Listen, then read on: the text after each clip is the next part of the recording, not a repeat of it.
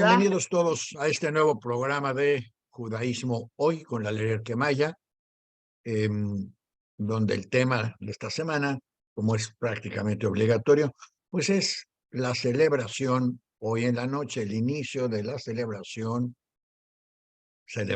pues no sé si se llama celebración, pero el inicio del Rosh Hashanah, el año nuevo judío, porque hasta en eso tenemos que tener un año nuevo diferente y pues tenemos el año nuevo judío que empieza hoy, lo cual nos permite tener por lo menos 2 años, 2 fiestas al año, la de hoy y la del 31 de diciembre. Hoy además también es la independencia de México, que en realidad no lo es, se celebra pero no lo es. Hoy es el cumpleaños de Porfirio Díaz, eh, y por eso hace el grito y hace toda la fiesta y toda la pachanga. Pero la independencia de México es mañana, pero se celebra desde hoy para celebrar el cumpleaños. Bueno, la gente ya no lo sabe, pero para celebrarse, se instituyó para celebrar el cumpleaños de Porfirio Díaz. Y ya que hablamos de celebraciones, la diferencia entre Rosh Hashanah y todas estas celebraciones de cumpleaños, de años nuevos y de todo es enorme. ¿Por qué no nos cuentas, Leder, cuál es la diferencia entre la celebración de Año Nuevo? Porque a mucha gente le cuesta mucho trabajo entenderlo y explicarlo. ¿Qué implica, qué significa, qué conlleva el Año Nuevo judío? Eh, para mí el Año Nuevo es algo muy especial y siempre, desde muy niña, me impresionó muchísimo por qué tenemos que pasar 10 días recordando todo lo que hice de malo en este año. Y caray, ir y pedir perdón a las personas que ofendí. Y yo de niña me preguntaba, pero si yo no hice nada malo, yo soy muy buena, ¿a quién ofendí? Sin embargo, debo de reconocer que se me hace una de las costumbres más maravillosas que tenemos. Y no se necesita ser religioso para, hombre, un día al año. No voy a decir 10 días, pero un día al año deberíamos de saber, deberíamos de hacer un análisis. ¿Ofendí a alguien? ¿Cómo? ¿Qué le hice? ¿Qué le dije? Les garantizo que cuando se hagan ustedes esa pregunta, casi todos vamos a contestar, yo no he ofendido a nadie. ¿Yo? No. Y si tuviéramos la facilidad de preguntar a nuestro alrededor, seguramente hay gente que se ha sentido ofendida por nosotros. Por eso me parecía, todavía de niña, que era maravilloso tener 10 días, y conste que no vengo de una casa religiosa, pero esto, un recuento de conciencia, a mí se me hace que no tiene nada que ver con la religión, porque creo que pues habrá muchos curitas allí y rabinos y representantes de diferentes religiones que pues que han de tener la conciencia bien cochina y no se la limpian nunca. Pero palabra de honor, no los estoy engañando. De niña me impresionaba que nunca nunca, nunca logré yo sola decir, sí, cierto, a este o a esta, o me porté mal. ¿Saben qué? Pues ahorita que ya tengo 92 años, a muchas de las personas a las que ofendí, ya no les puedo pedir perdón. Pero estén donde estén, si acaso me pueden oír, yo aprovecho estos días, de veras, si a alguien ofendí, si a alguien le hice un mal, si con alguien me porté mal, no contigo, hijo, quiero en este momento, y se me hace maravilloso tener la oportunidad de pedir perdón. Y por eso llega uno al Yom Kippur. Claro, les vuelvo a repetir, no lo hago por cuestiones religiosas.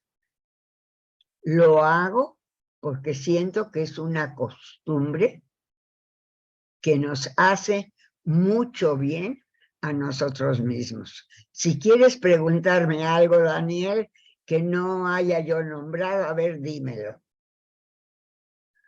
Yo solo agregaría que no es solo cuestión de que el ejercicio, y para eso hay 10 días, es que son 10 días de Ah, autoanálisis o meditación en los exacto. que no solo tenemos que concientizarnos de lo que hicimos mal para otras personas, sino que tenemos que de alguna manera tratar de remediarlo. Eso es muy importante. No es nada más, ay, si te di 4 bofetadas, discúlpame, nada más dime, no, dame 4 bofetadas y terminamos a mano, a lo mejor dame 5 por los intereses, pero hay que remediar o tratar de remediar el daño causado. Claro, Em, yo tengo una lista enorme, no lo van a creer, pero aunque no lo crean, tengo una lista enorme de gente a la que tendría o tengo que llamar durante estos 10 días para empezar a disculparme bueno, porque yo sí quedo mal, yo sí ataco, ofendo, cuestiono. Entonces la pregunta no es solo si lo que hago, porque no ofendo a nadie realmente, no ofendo a nadie así voluntaria y con ganas de ofender, pero me sale tan bien decir cosas en el momento equivocado frente a la persona equivocada que hasta casi da pena. Si me saliera igual de bien hacer lo contrario, sería yo famoso en el mundo entero. Que a lo mejor soy medio famoso en el mundo entero porque tengo que pedir perdón a gente en Francia, así rapidito, pensando así en breve, gente en Francia, gente en Londres, gente en Madrid, gente en Israel, qué bruto. Es que una vez dije que voy a poner un alfiler con cabeza roja en un mapa de cada persona, donde viva cada persona a la que he ofendido. Y bueno, tenía yo que ir a buscar más. Se me acababan los alfileres, había que comprar más. Entonces, es una semana ardua esta. Y claro, a la pregunta de, ¿y qué pasa si ya se murieron?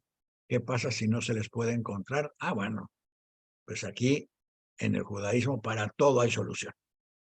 Si la persona a la que ofendieron, a la que lastimaron, a la que le robaron, a la que le quitaron algo, a la que le pusieron el pie para que se cayera y se resbalara y no llegara donde tenía que llegar, todo ya no vive o no está disponible o ni a través de Google puede localizarla.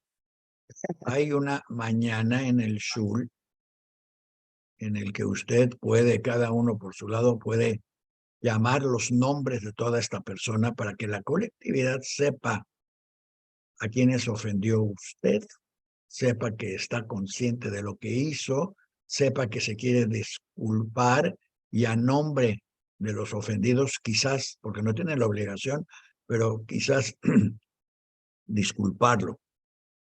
Lo interesante de esta costumbre es que es otra vez lo mismo. No es nada más cuestión de pensar algo o sentir algo. Es cuestión de remediar, de actuar al respecto. A la diferencia de otras religiones, y no es algo religioso tampoco. Básicamente, ahorita les explico, porque Dios sí está metido en este asunto en algún lado. Pero no es algo que pueda ir con un rabino y decirle, oye, rabino, tú perdóname. No. Ay, te compro un perdón. No. Bueno, tú intercede. No. Bueno, voy a hacer un donativo para que me perdones. Bueno, pues da el donativo, pero no te perdono. Es más, te perdono por dar el donativo, pero no te perdono nada más que el donativo.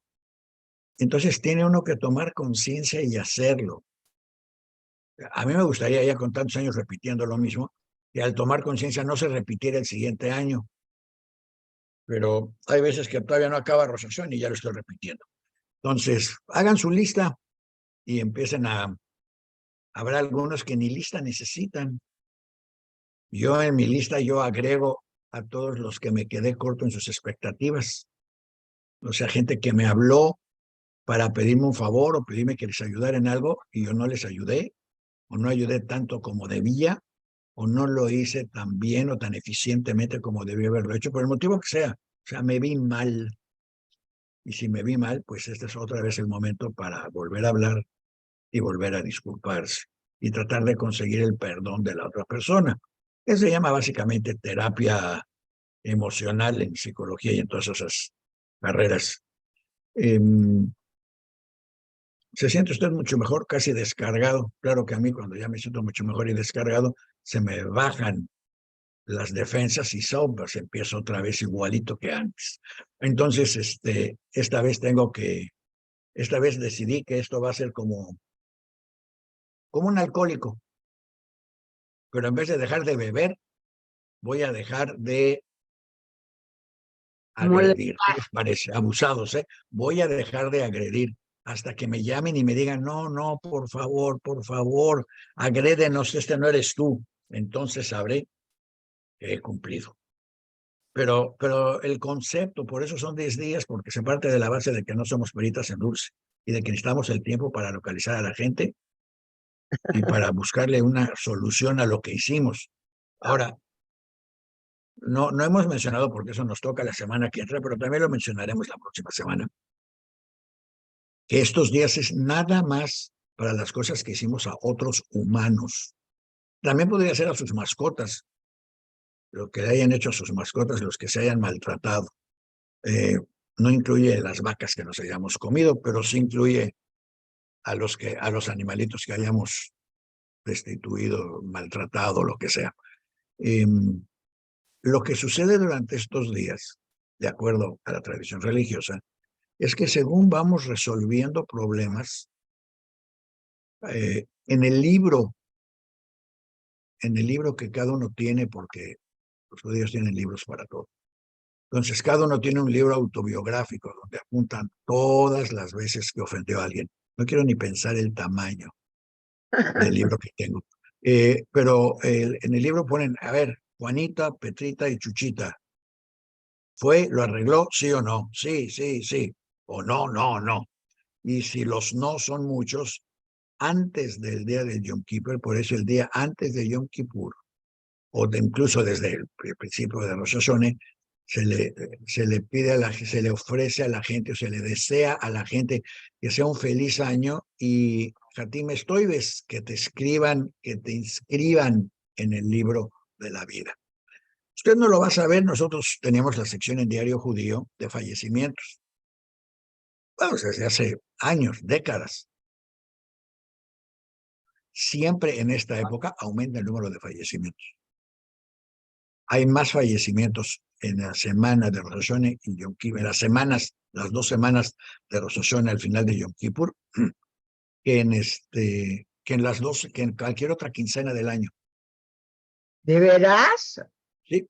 Digo, no es 100 veces más, ¿no? Pero es más, de pronto se juntan. El año antepasado, cuando fue lo de la pandemia, la semana de Rosh Hashanah y Yom Kippur fue así como que una tragedia, todo lo que tenemos que ir agregando de nombres, porque hubo más gente. Yo no sé si es porque se suma el complejo de culpa, o lo que sea.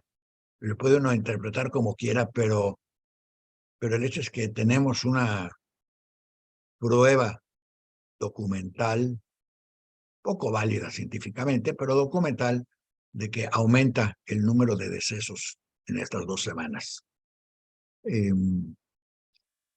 Como dirían, como dicen en la televisión mexicana, tenemos aquí un masculino, tenemos aquí un femenino, bueno, pues se van juntando para, a lo mejor se da porque la gente, no sé, le tiene complejo de culpa. Pero no sé, la verdad no sé, pero sí, se da, y en Oye, Yom Kippur, si logramos rescatar la buena voluntad de los que nos rodean, de la comunidad, de la gente alrededor, bueno, en Yom Kippur, si nos perdonan, si nos inscriben, no nos perdona nadie, si nos inscriben en el libro de la vida, entonces tenemos un año más de vida. Claro que al mismo tiempo el judaísmo pues toma estas cosas por ambos lados y por eso los judíos Daniel, somos nada más, tan hay una cosa muy insoportables. curiosa. Sí, Tú llegas, supuestamente, lo que dice la religión, más o menos, a esto, es que tú llegas a Kippur ya juzgado, ¿sí? O sea, por ya eso en el Kippur ya libro, allá fuiste. sí. O sea, es muy curioso que tú pides perdón, o sea, el día en Rosh Hashanah tendría que ser el día donde te pasaras los 2 días pidiendo perdón, pidiendo perdón, pidiendo perdón. Y el día que te la pasas pidiendo perdón es un día en donde ya vienes juzgado. O sea, es una Es que, no, espérame. Digo, para que Aquí hay la una gente lo entienda, porque diferencia. es muy, muy curioso, porque más de uno diría, si ya llegas juzgado, ¿para qué pido perdón? No, ¿No? es peor que eso. Es que es peor que eso. De aquí al día antes de Yom Kippur, se trata de daños realizados contra humanos o contra seres vivos, llamémosle así. El Exacto. día de Yom Kippur se trata de daños contra Dios nada más, no contra humanos. Exacto.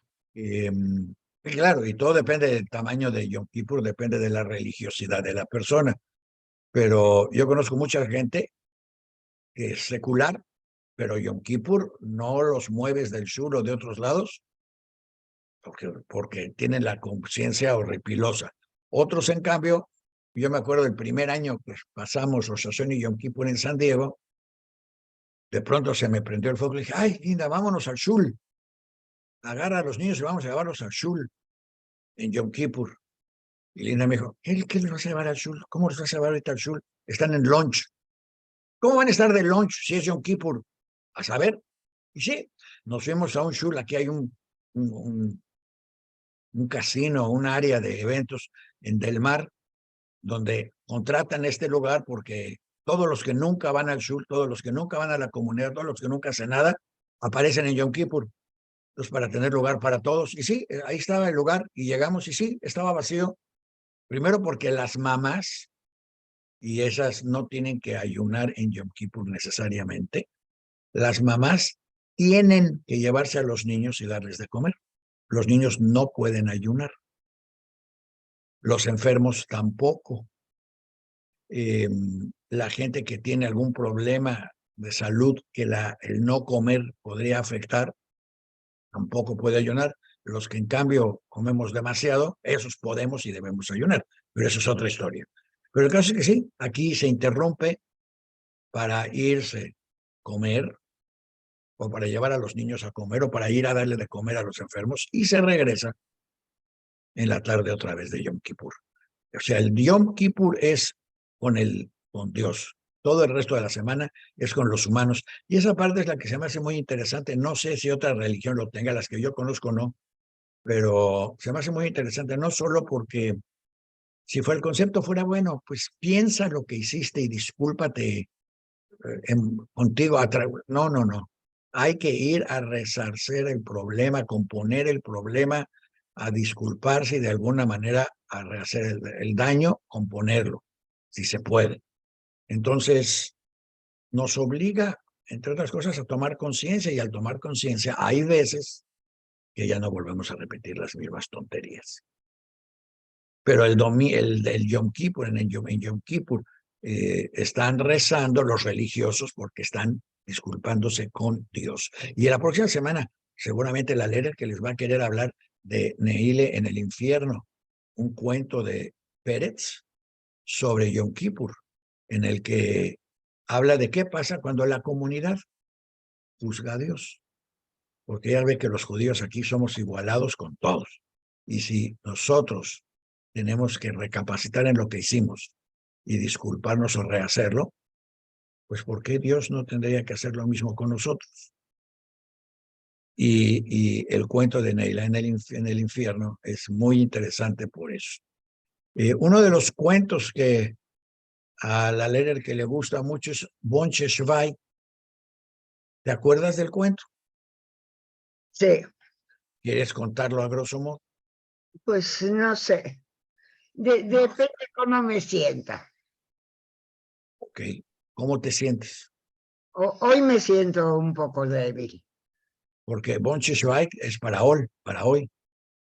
Porque Bonche Shvai es precisamente el coro de ángeles que está juzgando a Bonche y que tiene que decidir si firma el paso o firma el no paso antes de Yom Kippur. Y entonces empiezan a juzgar cosas y vienen a la tierra y escuchan hablar a uno y escuchan hablar al otro sobre Bonche, y luego vienen es como si hoy en día, bueno, en los próximos cuentos que se escriban, será famoso que digan, no, no, y se metieron en su Facebook, y en su YouTube, y en su Google, y checaron todo lo que escribió, lo que dijo, lo que mandó, lo que contestó, y estuvieron midiendo y haciendo. Pero resulta que Bonche Shvai se llama Bonche Shvai porque Bonche está callado. Bonche siempre está callado. Bonche nunca habla, no se defiende, no. Bonche se deja llevar por el destino, por así llamarle, y los ángeles no tienen de dónde agarrarse para juzgarlo, para bien o para mal. Y entonces al final del día llaman testigos que hablen de Bonche, pero los testigos hablan, dicen es que unos dicen no lo conozco, otros dicen no me ha hecho nada, ni bueno ni malo. Y entonces de pronto resulta que el no hacer también es un pecado cuando hay que hacer. Pues es todo un concepto muy particular en que la acción, la crítica, autocrítica es importante. Por eso criticamos a nosotros, a nuestros familiares, a la gente que nos rodea, a nuestra comunidad, a los líderes de la comunidad del país, de lo que sea. Y en los del país, además, específicamente, hay por ahí un posuk del Talmud que dice: respétalos, pero cuestiónalos y verifícalos. No los dejes solos, porque solos, si tienen el poder, van a abusar. Y es la obligación de toda la ciudadanía asegurarse que el rey, el señor feudal o como le quieran ustedes llamar, no abuse de su poder en detrimento de la sociedad. Así que eso es lo que es Rosh Hashanah. Váyase sentando, agarre un cuaderno.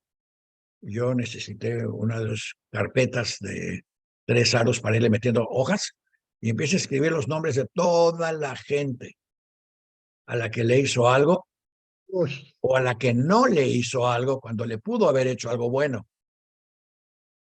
Eso incluye, por ejemplo, al señor parado en la calle pidiendo limosna.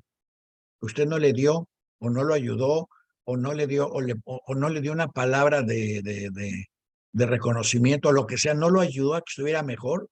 Esto está peor.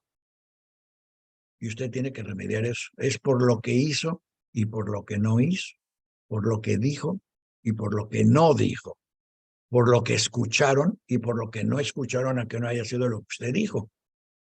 O sea, no es tan fácil, por así llamarlo, pero es un análisis que si lo hace por escrito, yo le garantizo que el día de Yom Kippur usted se va a sentir muy bien si logra primero encontrar todo lo que hizo mal Y mal no quiere decir que haya matado, golpeado. No, no, no. Mal es que haya lastimado, herido, molestado, hacer pasar un mal rato. También incluye, claro, matado, golpeado, todo eso. Claro, claro, Oye, claro. Daniel, para que no que hagamos eso y no tengamos el próximo año que empezarnos a disculpar con Carmen, ¿sí? Y hablando de todo esto, porque el tiempo apremia, también en todo esto, tenemos a Carmen del Sedijum acá, Daniel, que además nos prometió algo que va muy de acuerdo con las fechas que combina el judaísmo con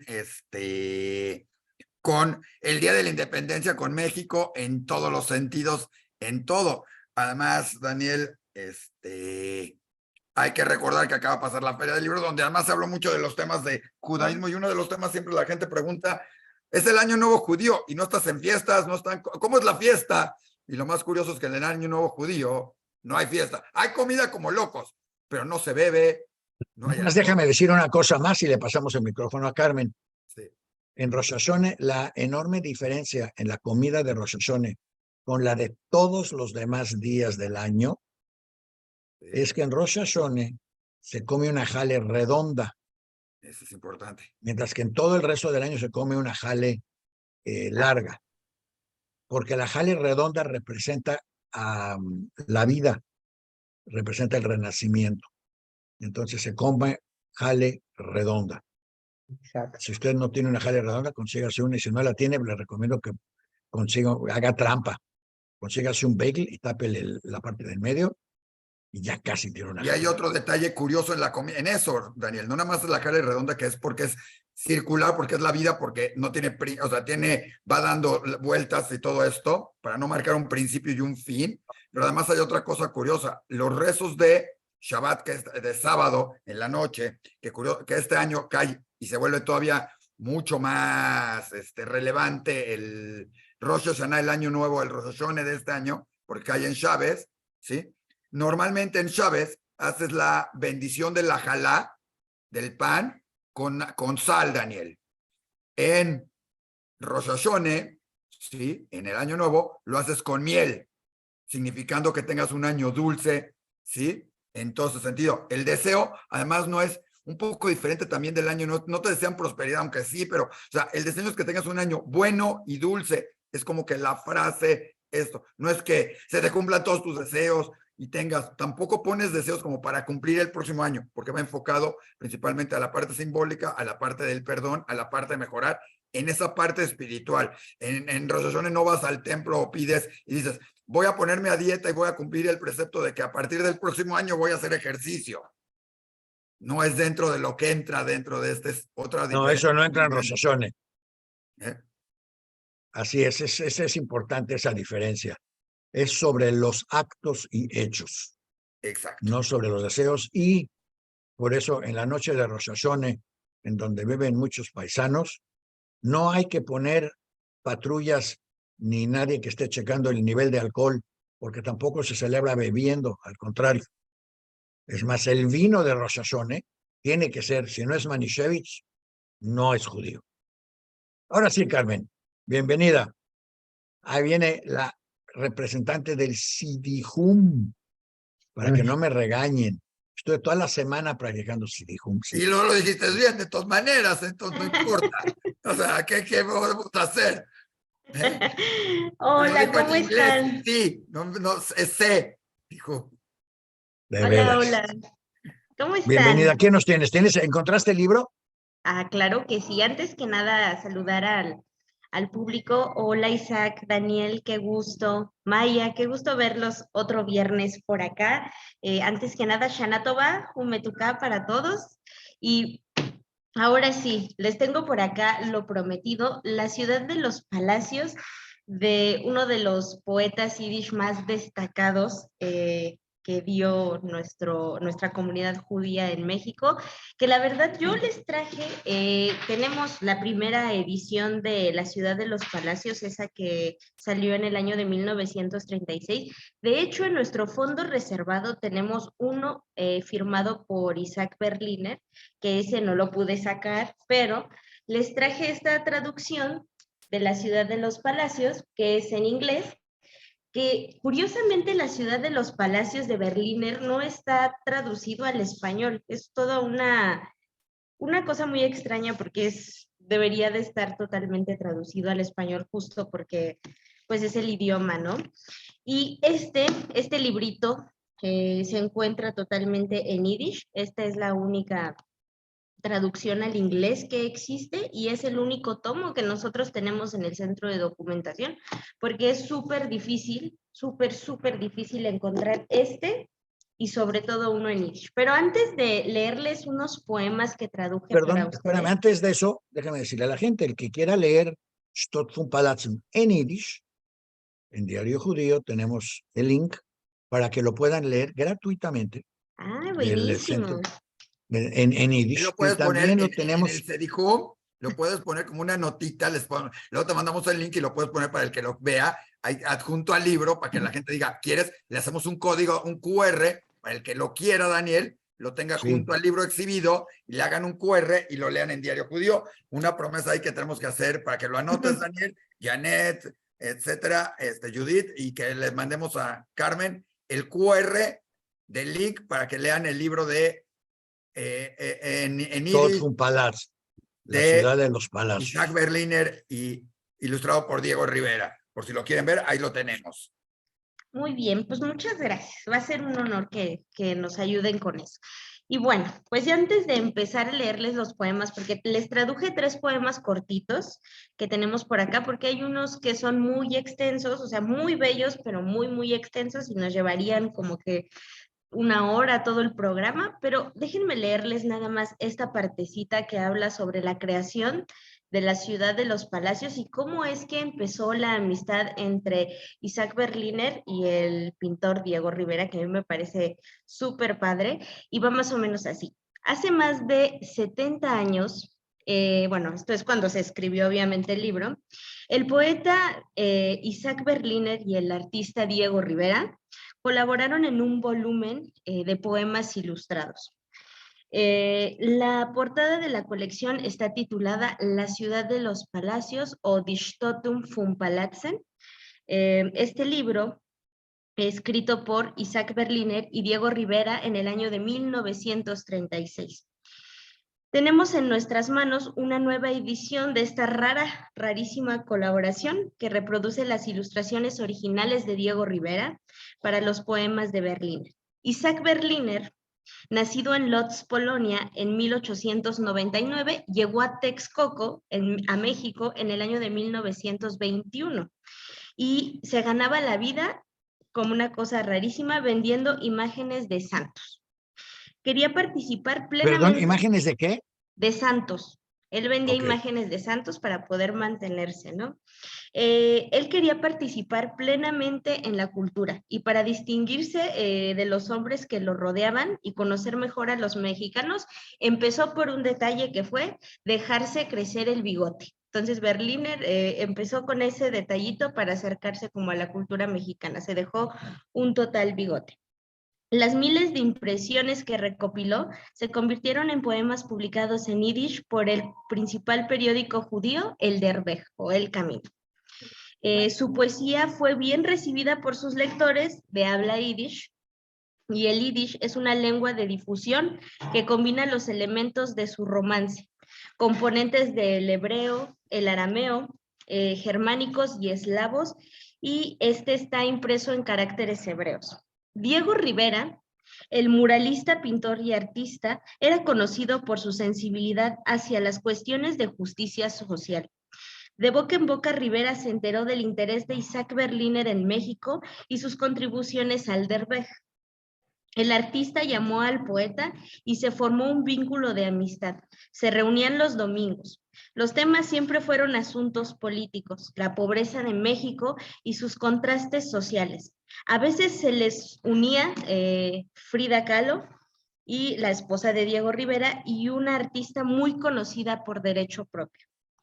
Un día nació, como tal, la idea de elaborar un libro, crear un libro que retratara las deambulaciones de Diego Rivera e Isaac Berliner que hacían por la Ciudad de México todos los domingos, ¿no? Ellos recorrían Tepito, La Lagunilla, el centro histórico, entonces decidieron justo plasmar todas esas vivencias en un poemario.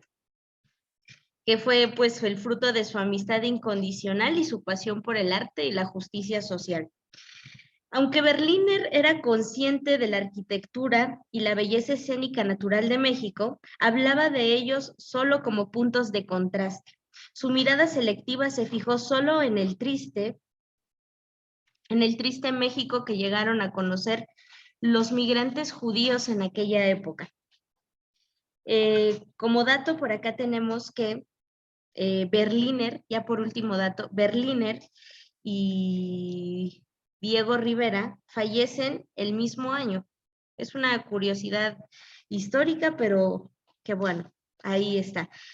Berliner, con el fuerte apoyo y el aliento de su esposa Consuelo, publicó 4 libros más de poesía y recibió elogios internacionales. El maestro Diego Rivera tuvo un poquito menos de reconocimiento por el libro. A lo largo de su larga relación, Isaac Berliner y Diego Rivera fueron muy buenos amigos. Y bueno, este libro fue tal cual plasmaron parte de su amistad, ¿no? Las vivencias que tenían cada fin de semana. Entonces quisieron hacer un recopilado de todo ello, ¿no? En los poemarios también, bueno, este poema, podemos ver la gran amistad que tenían y también cómo percibían a nuestro país en aquella época. Es muy padre. Bueno, esta es una entrada de lo que es la ciudad de los Palacios, pero si me permiten por acá, les quiero leer un poquito de estos poemas que están preciosos, de verdad, son una joya que tenemos aquí. Y quiero empezar con el de Tepito. El de Tepito está muy largo, son básicamente como unas 4 páginas de poema, pero les voy a leer nada más un fragmento del poema de Berliner, que dice así más o menos. ¿Poema de qué? De Berliner. Este va a hablar de Tepito. Ah, Ok. La alegría de la ciudad llegó al brillo de miles de luces. Hay un barrio apiñado al lado donde la gente tiene caras tristes. Muchos sueños están tejidos aquí en camas blandas y cerca, en las calles vecinas, la gente yace como cadáveres. Y aquí la ciudad está labrada en piedra. Las lámparas arden como antorchas encendidas. Tepito yace como una herida podrida en el corazón de la ciudad de los palacios. El que ha caminado por esta vida gris puede conocer los goces de la pobreza. La plaza del mercado de Tepito es testigo a la espantosa maraña de deseos. Avanzan en silencio, arrastrándose formas oscuras, dando pasos lentos como bueyes, mirando entre los montones de harapos, ropa interior vieja y prendas remendadas. ¿Qué tal? ¿Qué les parece ese pequeño fragmento de... Pues déjame decirte que es muy interesante que esto no es solo el pasado. Hoy mismo, hoy en día, si tú piensas que hay algún problema social o de pobreza o de democracia en México, los que más involucrados están en el tema, los que más gritamos, pataleamos, llamamos la atención, analizamos, tratamos de convencer, etcétera, son curiosamente, no somos los únicos, obviamente, pero considerando el porcentaje nulo que representamos de la población mexicana, representamos un porcentaje amplísimo de los críticos de la situación social en México y de las acciones gubernamentales en México. Así como Itzhak Berliner hablaba de Tepito, a mí, Miseid, o sea, el papá de la Lerche, que fue el que se la trajo a México, porque no llegó solita, llegó con el papá, me dijo que él estaba sentado en los Champs-Élysées de París, y no porque fuera fifi, sino porque ahí trabajaba y ahí vivía, y estaba ahí sentado cuando alguien le trajo un ejemplar de la Constitución Política Mexicana, y la leyó, y dijo, ¿qué hago yo aquí en París cuando ahí vienen los alemanes, cuando esto está desmoronándose, cuando ya existe el paraíso de los trabajadores, de la gente, de la igualdad, del bienestar para todos? Y ni tardo ni perezoso se fueron a un barco y se vinieron a Europa, a México, Y solo décadas después pudo darse el lujo de regresar a Francia. Pero en el camino, él dijo que al llegar a Veracruz y desembarcar, le regresó con el capitán y decirle, oye, esto debe ser un error. Yo te compré un boleto a México. Y él dijo, sí, así es, aquí estamos, esto se llama Veracruz y es México.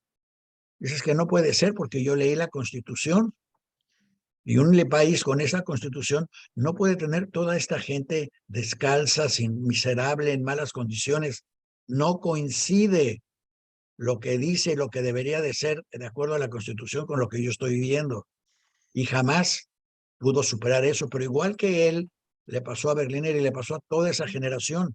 Y los judíos que llegaron a México, bueno, los que estamos, de los que escuchamos, cuyos hijos están ahorita en programas, en televisión, escribiendo lo que sea, eran todos judíos de izquierda, no necesariamente comunistas, es más, había un grupo comunista y un grupo socialista que igual como en el resto del mundo se odiaban mutuamente porque los socialistas exigen evolución y democracia, y los comunistas parten de la base de que lo importante es llegar al objetivo sin importar el costo, lo cual a los socialistas el valor del individuo es muy importante. Itzhak Berliner era socialista, no era comunista. Y lo interesante es que sus libros, que lo haya publicado Der Weg, porque Der Weg era una publicación, era uno de los dos periódicos en Yiddish, pero Der Weg era sionista y el otro, Die Stimme, era socialista. Claro. Ahora, Der Weg debo subrayar que era sionista socialista. También había eso, existían sionistas que eran socialistas, que eran los que creaban los kibutzim, que eran los que creaban las organizaciones juveniles, los que buscaban el mejoramiento del mundo en función a las acciones prácticas de la gente, no de los rezos, no de las promesas, sino de las acciones reales que se hicieran acá. Entonces, las publicaciones eran dos, Die Stimme y Der Weg. Cuando el director de Der Weg decidió que iba a cumplir con su ideal sionista y decidió que se iba a ir a Israel, nosotros platicamos y yo le pedí que nos dejara el periódico. Nosotros teníamos La Hora Judía, nosotros queríamos darle continuidad al periódico. Ya estaba todo arreglado y él de pronto se volvió y dijo, no, no te lo voy a dejar, se lo dejo a mis obreros que han dejado sangre, sudor y lágrimas en este proyecto. Además era común, Semo hizo lo mismo con su colección de fotografías. Toda esta gente hacía lo mismo, mis trabajadores, mis compañeros de trabajo, ellos lo van a apreciar más. Y claro, los que se quedaron con con el periódico Der Weg, primero tiraron a la basura los archivos, porque ¿para qué sirve? Luego vendieron como metal los linotipos, porque pues ¿quién los va a usar? Y lo mismo pasó con las fotos de Semo. O sea, todos los que creían nunca se dieron cuenta en esa realidad socialista en la que vivían, que la gente que los rodeaba no necesariamente compartían ni sus ideales, ni su forma de ver el mundo. Que para la gente que los rodeaba, no para todos, pero para algunos que los rodeaban, el trabajo no era más que eso, un trabajo. Y si el trabajo implicaba cambiar trabajo, también lo iban a hacer sin ninguna doble intención, mientras que para ellos escribir, criticar, cuestionar, promover, era su vida. La escritura, el periódico no era más que el último reflejo de las intenciones. En este caso, desgraciadamente, para el señor Lasdeisky, su sueño de emigrar a Israel no resultó bien. Cuando llegó a Israel, descubrió lo mismo que Michelle cuando llegó a México. Descubrió que el Israel que existe no es el Israel que quisiéramos que existiera. No era el Israel de sus sueños. Era un Israel, pues era un Israel de verdad, donde los sueños no se hacen realidad, donde la pobreza es extraordinaria, es enorme, donde las diferencias sociales y tantas otras cosas, pues no son como las querían o las deseaba el grupo socialista que inventó o generó toda la emoción hacia la creación inicial de Israel. Y entonces regresó a México. Y cuando regresó a México, yo sé lo que pasó con todas sus cosas, porque cuando regresó a México nos encontramos, me dijo, ahora ya ni siquiera tengo el linotipo, ya no puedo volver a trabajar, ya no puedo hacer el periódico. Si hubiera regresado hoy, seguramente hubiera puesto un periódico en línea. Hubiera trabajado con nosotros en la hora judía, pero no quería, él quería su periódico escrito, publicado, y ya no pudo conseguir los neotipos. Y no podía hablar con el señor Rubinstein de Die Stimme, primero porque los dos eran competencia. Segundo, porque los dos eran socialistas, perdón. Tercero, porque para el señor Rubinstein el socialismo era instantáneo en todo el mundo al mismo tiempo. Mientras que para las Desky era así, para todo el mundo, pero primero para hacerlo brillar en Israel. Y esa última frase le metía mucho ruido a Rubinstein, que él consideraba que no, que era para todo el mundo, no para un país, no para un lugar geográfico. Entonces tampoco pudieron ya trabajar juntos. Es una de esas historias tristes, por así llamarle, porque pues se perdió todo en el camino de un ideal. Y de un ideal que además hoy y durante los próximos meses va a ser el tema constante que vamos a escuchar, hablar constantemente en México. Y usted lo va a escuchar en voz de los nietos y los hijos de esos socialistas de los años 30 que hoy trabajan en noticieros, en periódicos, en programas de radio, de televisión, etcétera, y que recuerdan, no necesariamente son, pero recuerdan y de alguna manera comulgan con los ideales sociales del socialismo. Estoy pensando si hay alguno que comulgue con los ideales del comunismo, pero creo que no. El comunismo, después de los asesinatos de Stalin y de quedar expuesto, realmente, bueno, por lo menos yo pienso que debe ser muy difícil ser comunista consciente y justificarlo ante las masacres y la destrucción de vidas que genera el comunismo. No así el socialismo. Y nada más para terminar con un broche de cómo, bueno, más bien, quizás le damos entrada un poquito a efemérides y nos regresamos contigo. Cuando hablamos de estos temas, hay que recordar que fue el 11 de septiembre cuando asesinaron a Salvador Allende en Chile. Y Salvador Allende era una persona muy extraña porque pertenecía al Partido Comunista, pero tenía ideales socialistas y le importaba la preservación de la democracia. Al asesinarlo a él y dar un golpe de Estado, realmente asesinaron la CIA, o sea, además ahí no hay ninguna duda alguna de todo esto, la CIA que siempre ha asesinado a las personas equivocadas. Alguien debería de hacer una lista de la CIA y decirle, dame la lista de todos a los que hay que matar para matar a los del otro bando, porque siempre matan al equivocado. Pero al matar a Allende, mataron la esperanza de un desarrollo socialista democrático en América Latina y provocaron décadas de militarismo, donde los militares se hicieron de todo, de empresas, de compañías, de puentes, de todo. Y en el camino destrozaron, asesinaron, destrozaron familias, asesinaron individuos, etcétera, lo cual Allende no hubiera hecho. Pero bueno, el hecho es que toda la ideología, toda la presencia, lo que acabas de leer de Tepito, parece de hoy,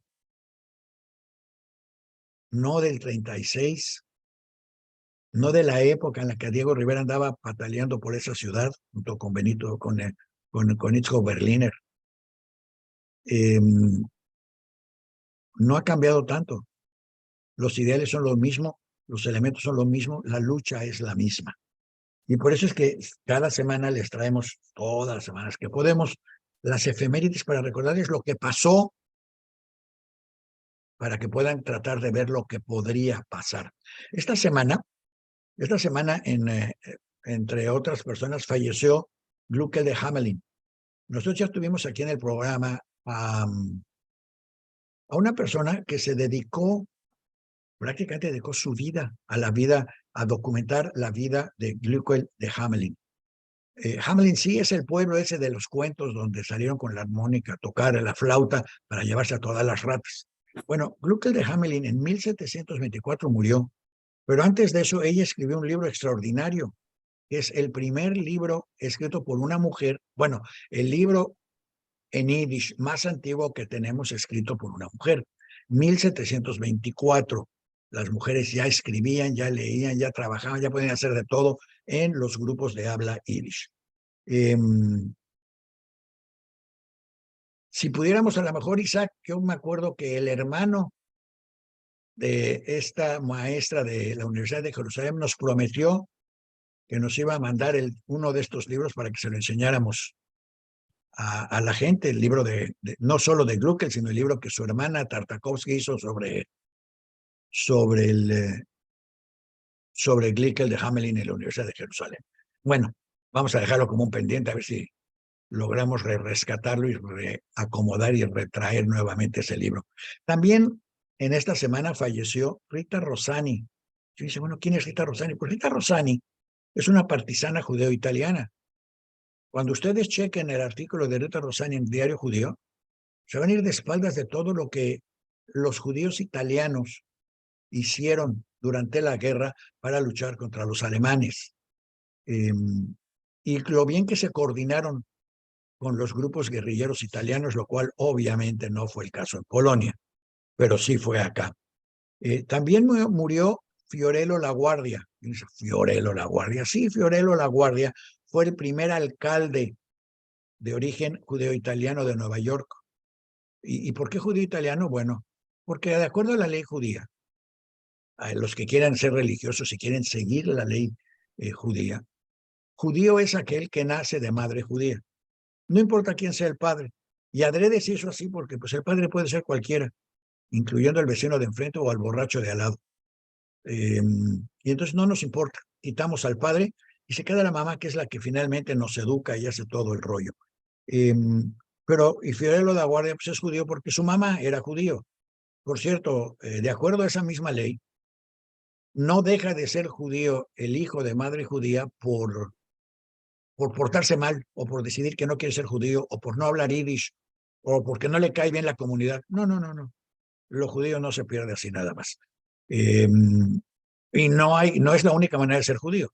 Cualquiera que se quiera convertir se puede convertir y puede escoger para su conversión el movimiento ortodoxo, el conservador o el reformista, si lo quiere hacer religiosamente, o el movimiento secular, el humanista, si lo quiere hacer. En Estados Unidos hay muchísimas conversiones humanistas, quiere decir, no hay rabinos y la gente quiere ser judía por algún motivo extraño, entonces se convierten y se meten a grupos de estudio, de trabajo, etc. Además de todo esto, también murió Yehuda Amichai. Yehuda Amichai es uno de los primeros, ya que estamos hablando de Yitzhak Berliner. Bueno, Yehuda Amichai es un poeta israelí que escribió en hebreo y que murió el 22 de septiembre del 2000. Y por último, hay que hablar de los que nacieron, porque nació la actriz argentina Tzipi Linkovsky. Les recuerdo, como todos estos, hay un artículo de cada uno de ellos en Diario Judío. Si usted viene a Diario Judío, lo va a poder leer, y en Diario Judío también va a poder ver el link para ir directamente, bajar gratuitamente una copia del libro Stott vom Palast de Berliner y leerlo en completito, sin ningún problema. Y también va a poder encontrar un archivo especial que se llama Un recorrido por los archivos y bibliotecas privadas de México, en el que está Stott vom Palast, que tiene 15 páginas, de las cuales 6 son escritas. Es un tratado de 6 páginas sobre el libro y el trabajo de Berliner y de Diego Rivera y la situación en México. Y bueno, lo último, y quizás con lo que quiero cerrar, porque es buena esta noticia para cerrar, es que el 19 de septiembre del 2005 renace oficialmente la comunidad judía de Estonia. Hay que subrayar que en Estonia, curiosamente, casi no había judíos. Estonia está perdida a la mitad del mundo, en la nada, es un país chiquito. Y su comunidad fue diezmada durante la guerra. No fue eliminada porque la mayor parte escapó a Rusia y luego fue diezmada por Stalin. Pero en esta fecha recrearon la comunidad judía de Estonia, que hoy es una comunidad pujante, creativa, en Estonia, el mismo lugar que antes no lo era, en un país donde los nazis son los héroes y todos los demás son los enemigos, hasta la fecha de hoy. Donde las calles llevan nombres de generales nazis, donde los nazis fueron recibidos con aplausos porque eran los liberadores, venían a correr a los rusos imperialistas, Y la gente parece que toda la gente somos binarios, o es bueno o es malo. Entonces, si los rusos son malos, los nazis son buenos, y no hay quien diga, espérame, ¿y si los dos son malos? ¿Por qué en vez de juntarnos con uno con nosotros no nos quedamos calladitos y hacemos lo nuestro bien? Pero no, es o uno o el otro, y ni modo. Así se queda el asunto. Pero te lo quería yo subrayar todo esto porque de alguna manera yo siento que el Storthumspalats hoy, alguien debería estar trabajando activamente en la traducción y reimpresión del libro, porque refleja la realidad mexicana, tristemente, casi 100 años después, bueno, 90 años después, y casi nada ha cambiado. Y seguimos hablando de si este es el bueno o el otro es el bueno, si este es mejor o el otro es peor, y resulta que no importa quién ha pasado. Como decía Abel Quesada, ya repartimos tierras en México, tantas tierras que ya vamos como en el 4º piso, porque no es posible, no hay suficiente para lo que todos los presidentes dicen que han repartido, pues ya repartimos México en el 4º piso y nada ha mejorado. Bueno, un poquitito ha mejorado, pero como los cangrejos, un pasito para adelante y dos para atrás, un pasito para adelante y dos para atrás. Entonces, a lo mejor ahora que viene esta interesante situación donde va a haber una presidenta mexicana, porque no hay de otra, va a haber una presidenta en México, a lo mejor se puede aprovechar para felicitar o darle la bienvenida a ese sexenio con una traducción de este libro. El Pues, CEDIJUM tiene algún claro que sí. departamento de recaudación de fondos o cosas para proyectos de este tipo, o lo trabajamos juntos. Yo creo que nos deberíamos de adentrar nosotros, porque es un libro muy interesante, la verdad, muy, muy padre. Déjenme mostrarles un poco de las ilustraciones de Tepito, a ver si por acá se ve bien. Y Miren, por ejemplo, esta es respectiva al poema que les acabo de leer. el de Y Tepito, acá, exacto, porque habla igual de la carencia de esto. Por acá tenemos a Berliner, muy carita, ¿verdad? ilustrado original por Diego Rivera. Y acá, en este libro, tiene una fotografía en la cual vamos a trabajar en el centro de documentación para ver dónde está, de Berliner con Diego. Ahí sí la pueden Esa ver. también está, está impresa en un artículo en Der Weg, esa foto. Acá en el centro de documentación tenemos el fondo de Isaac Berliner, el fondo documental, que tiene unas fotos impactantes también de cuando llegó y estaba, por ejemplo, en Xochimilco, cosas como esas. Pero hay que rastrear las fotografías, ¿no? Y hablando justo del 15 de septiembre, acabo de encontrar aquí entre mis curiosidades, por ejemplo, esta fotografía, que es también de la comunidad. Miren nada más, de ¿Quiénes una son? pareja. No tengo el dato, es que hay muchas fotografías que Claro. no están identificadas, ese es un problema, pero por ejemplo, vean nada más, es una pareja de la comunidad vestidos de Adelita y de charro, que a mí se me hace muy bonita. Y acá tenemos también, déjenme ver si se las puedo encontrar, un montón de fotos de la Ciudad de México. Les comentaba la vez pasada que tuvimos la transmisión en vivo, pero estas fotografías pues obviamente reflejan, por ejemplo, a los judíos en México. Estas están impresas, pero tenemos las originales. Esta, por ejemplo, si pueden ver aquí, me voy a acercar lo máximo, ahí se ubican a que acá tenemos a Jacobo Glantz, si la ven por ahí, y está por ahí Silvia Pinal también. Hay que subrayar que Jacobo Glantz no solo era también amigo de Diego y de todos ellos, sino que además Jacobo Glantz organizó las primeras brigadas de autodefensa en México. Y cuando las camisas doradas trataban de marchar en la zona rosa en apoyo a los gobiernos fascistas, Jacobo Glantz salía con su gente a defenderse para que no los atacaran o los apedraran o destruyeran sus negocios.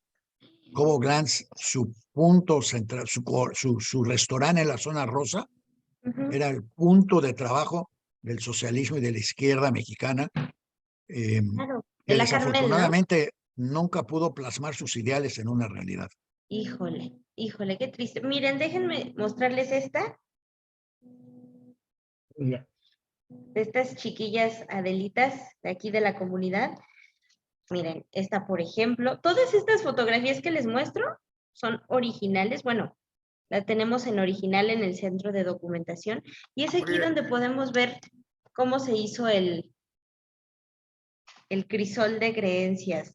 Te voy a sugerir y voy a poner una cosa, si quieres, Daniel, y si quiere Carmen, podemos abrir en Diario Judío cada semana, poner un artículo con varias fotografías, ¿sí? Como este caso, que nos las mande escaneadas Carmen, las subimos, las publicamos y ponemos, ¿reconoces a alguien? Un poquito el contexto de qué puede ser la fotografía. Estaré muy Porque bien. uno podría ser que podría ser un evento de la escuela por los niños, que se vistieron porque era el Día de la Independencia y había que celebrar.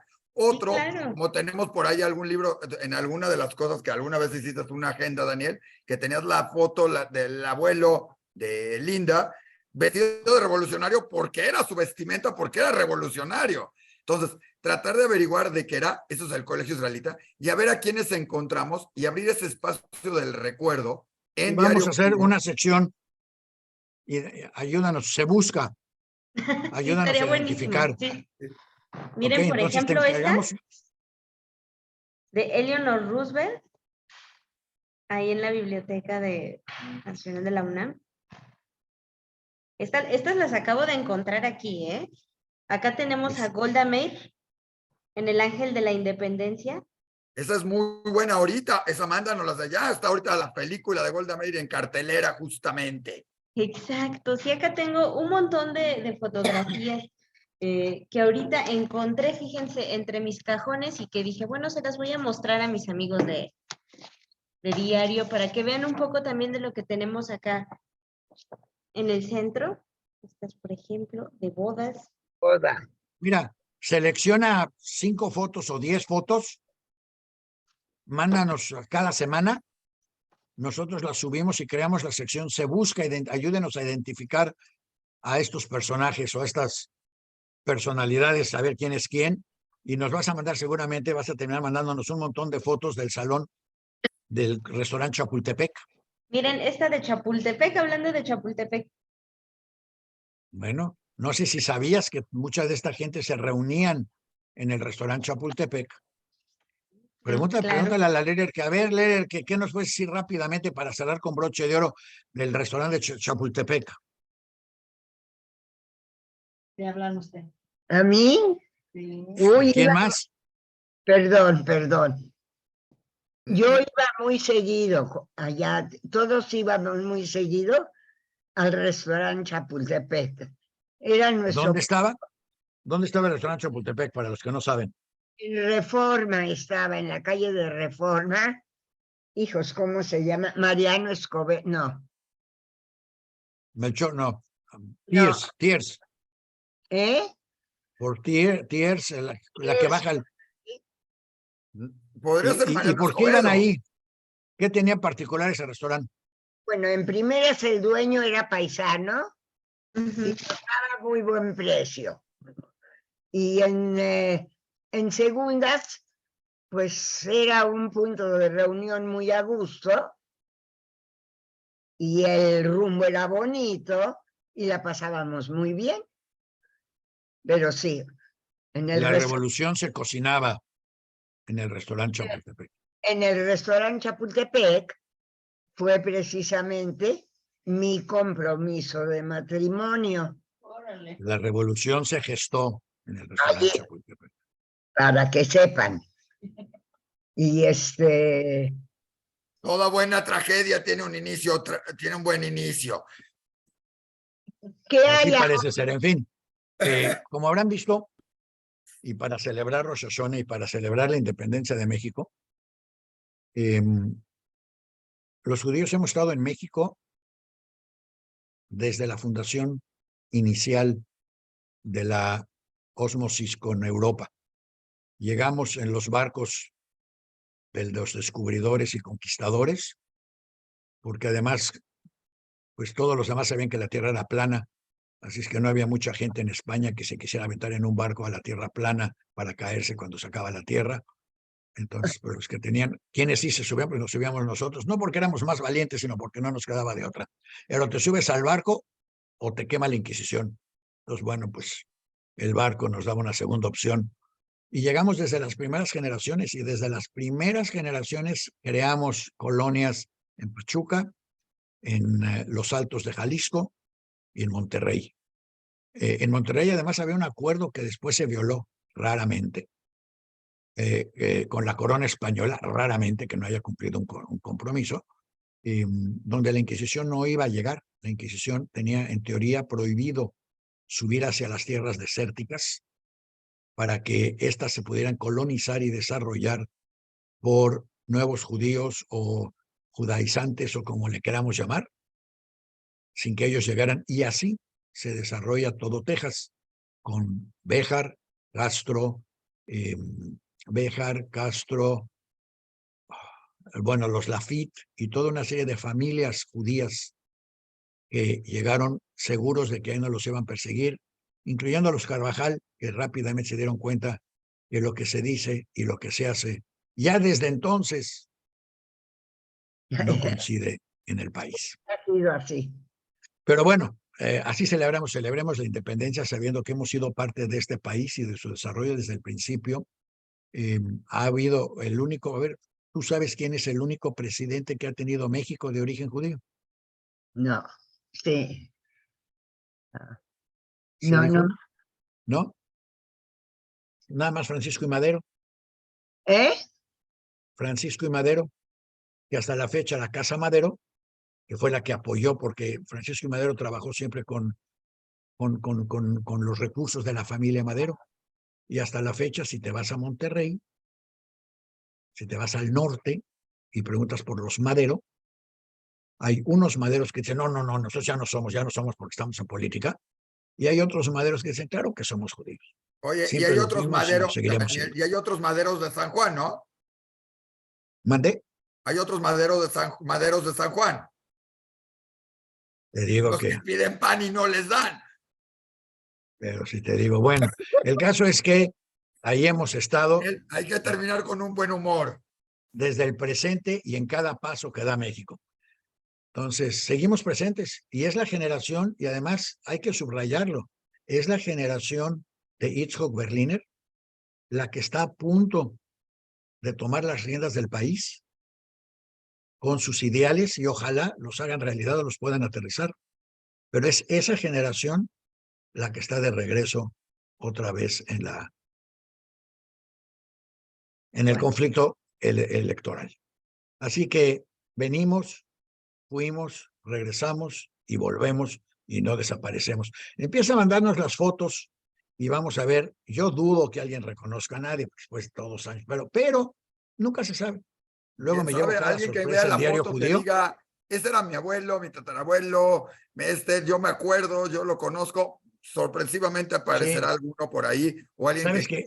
y Este año llevamos 32,000 comentarios de los artículos publicados en Diario Judío.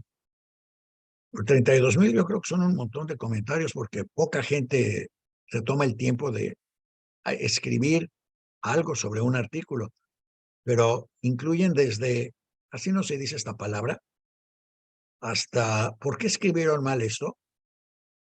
Hasta todas las discusiones sobre el artículo de la democracia. Tiene toda una línea de discusiones sobre si están o no están de acuerdo con el artículo. Así es que a lo mejor nos llevamos una sorpresa y la gente sí los identifica. Y vamos a crear la sección. Se dejó un Diario Judío, los invitan a ayudarnos, se busca. Es más, Muy podemos bien. usar la foto de Trump en la cárcel. Pues decir, a este ese ya no lo se busca, ese ya identificamos, apareció. ayúdenos a identificar a los demás. Con todo gusto, me voy a poner a trabajar esta semana para ver Perfecto, muchas qué gracias. fotografías les puedo mandar. Ya tienes ahí Isaac, a varias lo a la mejor mano puedes que van hablar muy con de Moshe acuerdo con la Punsky. independencia, con México y con todo. Creo que podemos empezar por esas y por supuesto con la de Golda Meir en El Ángel, que curiosamente fue la nueva embajadora cuando se presentó la película acá. Y nadie lo había comentado mayormente y fue curiosamente la embajadora de Israel, la nueva embajadora de Israel en México, la que hizo mención a este hecho de que Golda Meir visitó nuestro país, porque no es algo que se tenga Sí, por bueno, todo pero muy presente. si todos los que están en la foto son identificados, no nos la mandes. No para esa sección. Mándala para integrarla en el programa, en la memoria del programa, como una foto histórica. De Pero hecho, la idea también de las fotos es, aquí en el Serihum tenemos una fotografía firmada original por Golda Meir. También. ¿Ah? bueno, qué bueno, porque ya no va a firmar más, así que hay que guardarla. Este, Pues Daniel, nada bueno, más restar decirle a todo mundo, a Isaac, Guchor, no, antes de eso yo te quería decir que por favor hablaras con Moshe Punsky y le recuerdes que su hermana, que es la que escribió el libro de Hamelin, de Glickl de Hamelin, prometió mandarnos una copia para tenerla acá y enseñarla en el programa. la buscaremos y Y veremos que si a no lo la mejor tiene el por ahí correo de alguien, Israel no funciona muy bien, pero que lo haga por correo privado y nos lo mande, por favor, o con alguna porque no lo persona hemos que podido viene. conseguir por otro lado. Y por consiguiente no nos resta más, ahora sí, como dijo sabiamente Isaac, no nos resta más que agradecer a todos el haber estado con nosotros todo este año, desearles que nos veamos el próximo año con la conciencia más limpia a todos. A mí me va a costar mucho trabajo, pero pues vamos a tratar. Y a Good York, Hatim Stoibes, o como dirían los demás, Hatimah Tová, Shana Tová, A feliz año, Gesunt, un cis, George, Daniel. Gesund, que tengan salud. Si tienen salud, todo lo demás se da por sí mismo. Claro. Muchas Salud, gracias. salud y más salud. Y ya tendremos Bueno, oportunidad con Carmen de hablar de los grandes éxitos y muchas cosas que se presentaron, porque va a dar mucho de qué hablar, todas las ponencias, pláticas de la Feria del Libro, porque hay, hijos, hubo pláticas bien interesantes, pero eso lo dejamos para programas más adelante, pero mientras viene Kipur la próxima semana y vienen varias cosas más, tendremos muchas oportunidades. Además de Se Busca, a ver a quién encontramos. además de que tenemos todos los días de Diario Judío, así es que lo que sea Oye, lo que sí nos queda necesario muy siempre. claro es que Berliner y Diego Rivera en la foto no es que practicaran mucho el ayuno, ¿verdad? No, Menos Diego. Sí, bueno. sí, bueno. Así que no me Y ayunen. tarea, identificar, por favor, ya que hablaste de los maderos, a los maderos de San Juan. No les digo que bueno. Pues muchas gracias a los maderos de San Juan y a todos ustedes por acompañarnos. Y nos vemos la próxima semana. A ver, espero que todos lleguemos con Hatim Stoibes, que los firmen en el libro de la vida ¿Quiere y algo que decir su mi mamá? conciencia y que nuestra ¿Quiere decir algo conciencia mi nos mamá, deje Daniel? seguir vivos. ¿Quiere decir algo de Maya? ¿Perdón? Yo quiero decir algo. Sí, por favor. Quiero despedirme y desearles a todos, judíos y no judíos, todos, un feliz año y que de veras, solo haya alegrías y muchísima salud este año. Que no haya, Amén. ojalá, la felicidad para todos. Sé que es algo casi imposible, pero de todo corazón quisiera siquiera un año de un mundo feliz todo el tiempo. Bueno, no, si un mundo feliz, a lo mejor no queremos ni un día de ese mundo feliz, pero sí un año en el que la gente sea feliz en esta. Muchas gracias por acompañarnos y hasta el próximo año. Daniel, Mándeme. te felicito. Les digo. Te felicito. Necesito decir esto ¿Y a Carmen no la felicitas, Y madre? Carmen, a todo y Janet, y Judith, me quieren hacer caso. Como madre me siento sumamente orgullosa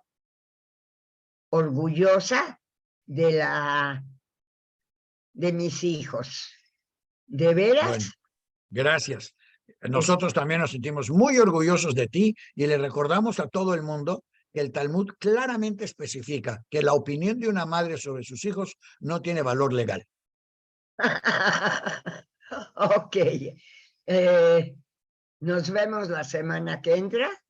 Gracias por incluirme en el programa.